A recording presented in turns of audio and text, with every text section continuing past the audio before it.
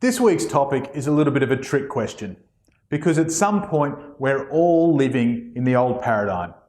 The purpose of this Blackboard Fridays episode is to explain what I mean by that, to create some awareness in you about the behaviours you may be creating, and then to give you an understanding of an alternative, another choice that you, your team may have for experiencing life in a different way.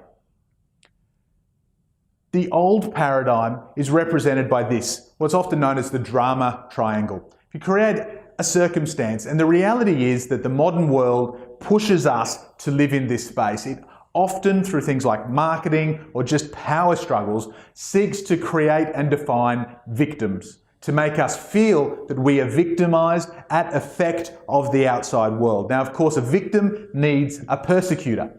That's someone or something that is victimizing them. And where you have a persecutor and a victim, you create the need or the opportunity for the rescuer.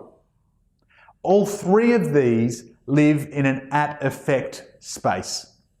We may feel that the victim is the only one at effect, but the reality is that a persecutor can only play that role if they have a victim, and the rescuer can only play that role if there is a persecutor victim going on. Each of them requires the others to play the game. And indeed, you don't need 3 people to play this game, you don't even need 2. This is something that we often do to ourselves, beat ourselves up and try and rescue ourselves, and find ourselves spending an awful lot of time and energy stuck in this space. The rescuer, incidentally, is the one where a lot of people feel validated. They feel that they are contributing to society because they're the ones who are often stepping in to rescue the victims. In reality, they are at effect, and they are usually creating the victim's situation that they can come and swoop in. As one of my old colleagues once taught me, people who value themselves by fixing things create a world where they're surrounded by broken shit. What all 3 of these have in common is that they are driven from a fear-based decision-making. They live in a paradigm of being at effect, of being fearful and being uncertain. You do have choices, and the choice that I encourage is to shift from the old paradigm into the new, to shift from being at effect of the world around you to being at cause.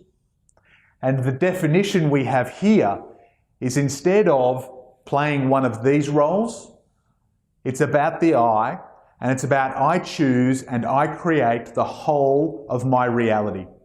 Now, the key word there is whole.